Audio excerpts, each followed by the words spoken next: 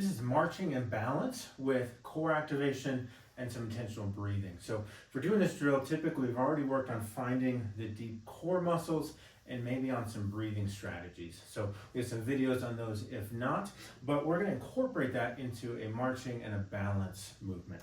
So I'm gonna start by taking an inhale through the nose, exhale, bring the rib cage down, finding some of that light core engagement, and then I wanna just see if I can get that light brace without my low back muscles kicking in or my shoulders shrugging up, and make sure I can still breathe here with that light brace.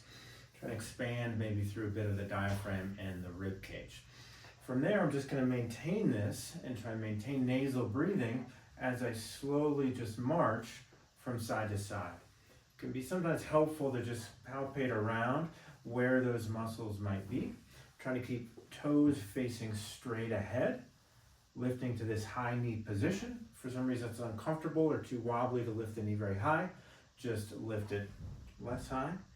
And nice and slow.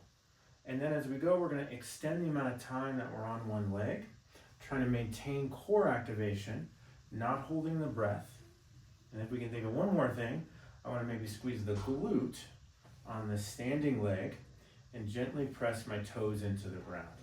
So the toes help us to balance, our hip helps us to balance, and then we're trying to maintain some stability through the torso as we breathe. What I tend to find, I'm gonna just go a little longer on one leg, is that the low back muscles in certain situations could become overactive, and then as we get balancy, our breath shallows out, we tend to breathe high, and then our balance strategy becomes using the low back and maybe the knee, when instead we want to try to stabilize really from head to toe without any of those compensatory patterns. And so typically I go for about a minute doing this, intentionally trying to keep my mind on these different areas, core and breathing first, and then if that feels okay, go into glute engagement and gentle pressure of the toes into the ground. If this is uncomfortable, then we're just gonna start kind of standing and we're just gonna go less high. Or if you feel your low back muscles kicking in, your shoulders shrugging up, we're gonna increase stability. So we're gonna go just from foot to foot rather than up into a slower and more balancy position. So adjust this so that way you can feel the right things. What I don't want to feel at the end is that like your low back or your neck or somewhere else was doing all of the work.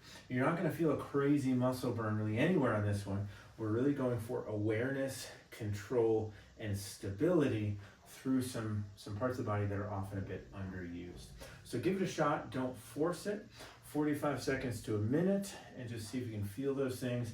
And then as you go about your day, if you're having any discomfort, maybe check in and see if you can reincorporate this throughout your day. If you're gonna pick something up, maybe we add some of that core brace and some of that breathing strategy. And so we're maybe trying to incorporate some of these principles that we're working on here to how you move throughout the day.